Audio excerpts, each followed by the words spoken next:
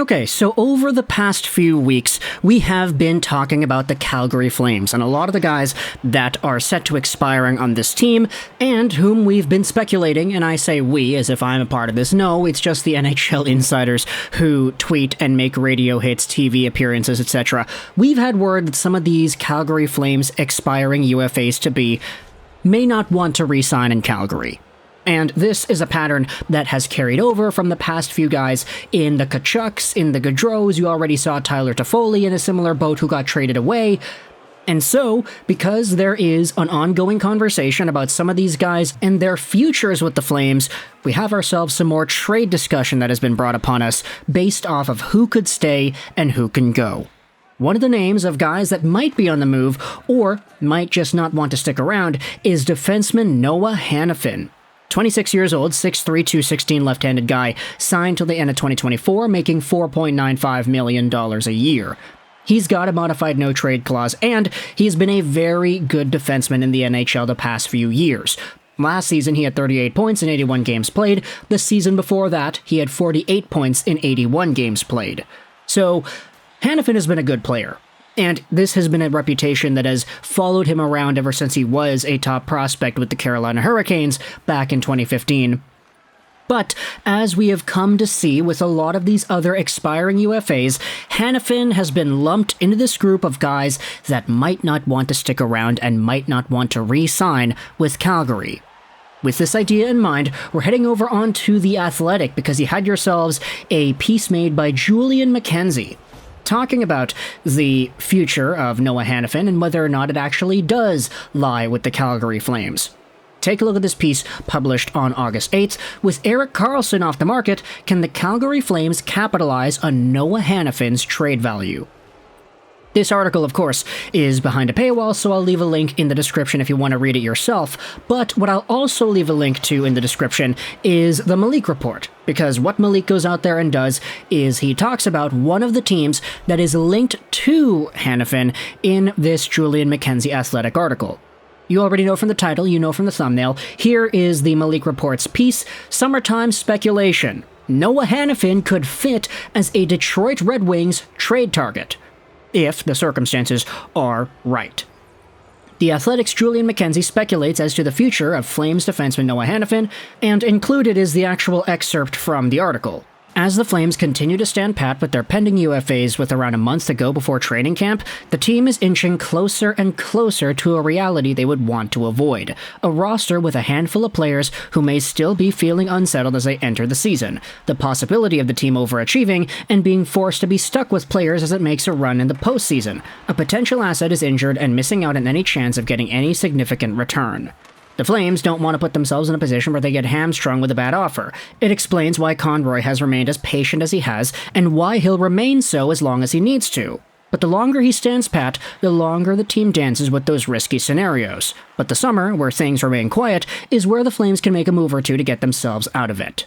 And so that's the introductory thing regarding the Calgary Flames, that it's odd, you have to think about what you want to do in the short term and the long term, because if you wanted to say, okay, 2024 is our Stanley Cup window, we are winning now, then okay, you could keep your guys, let them expire, it's whatever, you keep your guys around, hopefully you're good enough to make the postseason, hopefully Jonathan Huberdeau gets 100 points again, because he had a really steep decline in 22-23, but you can't just go out there and realistically hope to win the cup every year. You have to have some sort of plan behind everything you do.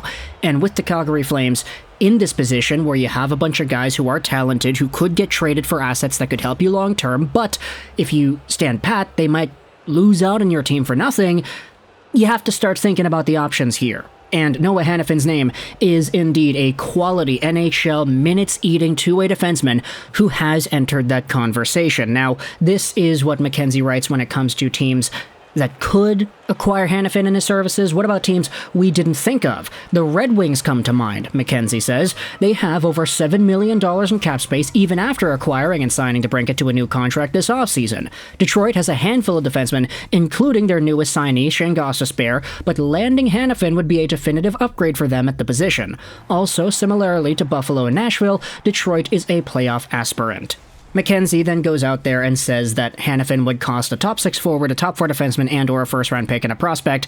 That's a pretty big price, as the Malik report goes out there and writes about, but it is the price to pay for a valued top 4 guy.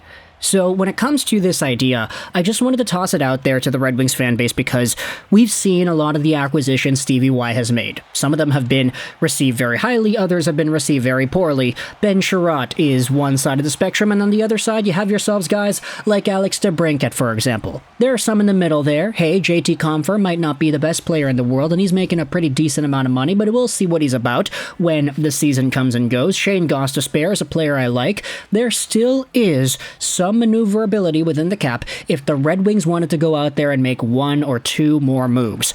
And because Noah Hanifin is good enough where you could probably re-sign him to something in, let's say, the $6.5 million range, if the Red Wings wanted to commit themselves to this guy, then they probably could. It's just a matter of if it's really what they want to do and if the trade price is appropriate in their minds. Obviously, this price of a top 6 forward, a top 4 D, and a prospect or a first is very steep, but I feel like it's sort of the standard, you know? Every time we hear about big, not big, necessarily big, but like good, strong, solid hockey players who are on the move, we always hear that's the price. It happened with Dubois, it happened with Eichel, it happened with even Timo Meier, and then there was Patrick Kane too, a first and 2 top 4/top 6 roster players for whatever asset it is that's on the move here. Now, for Stevie Y, we already know they shelled out a bunch of assets to get Alex DeBrincat and sign him to a deal, but if Stevie Y really wanted to go for Hanifin, who's to say he doesn't have the firepower to try and get that done? There is a conversation that says whether or not the Red Wings actually need a guy like this, but if you were really adamant that Shane Gostisbehere was only going to be a power play guy, let's say you signed this player, which the Red Wings did, and your intention was to just boost up his value, get him as many points as possible, and give you as many goals as possible through the means of his effective playmaking, then giving Gostisbehere very sheltered minutes against other teams' bottom pairs while giving him first-line power play time might be the move, and you're going to have a guy like Noah Hanifin on your 5v5 play stabilizing everything out there. It's a really intriguing proposition, but of course, it's one that you really only need to think about if you're actually interested in getting Noah Hanifin and his services. There are some other pieces on the wings that have to be considered. Of course, the younger guys, Seider, Edvinsson, what's going to happen with them if you have another player like Hanifin's caliber on your team? How do you deploy Ben Sherratt? What do you do with Wallman? Where exactly does everybody go? There are a lot of names that you could toss around here in and about on the Red Wings blue line, but of course, Hanifin is just a hypothetical conversation. So, what are your thoughts on this entire idea here? What are your thoughts on Julian McKenzie, the Calgary Flames beat writer, using Detroit as a projectable destination, saying, hey, this could work, they have the money to do that, and he could boost their team. If it's Detroit that Hanifin ultimately gets traded to, what do you think the return should be? What is the max you would feel comfortable in giving up if you are Stevie Y and the Red Wings? We're talking about a top 6 forward, we're talking about a top 4 defenseman, a prospect, a pick, whatever it is. Any names come to mind in this kind of conversation? If you're a Calgary Flames fan, what is it that you want from Detroit or any other team if you are in the market of trading away a Hanifin? We already saw the return the Flames got for Tyler Toffoli.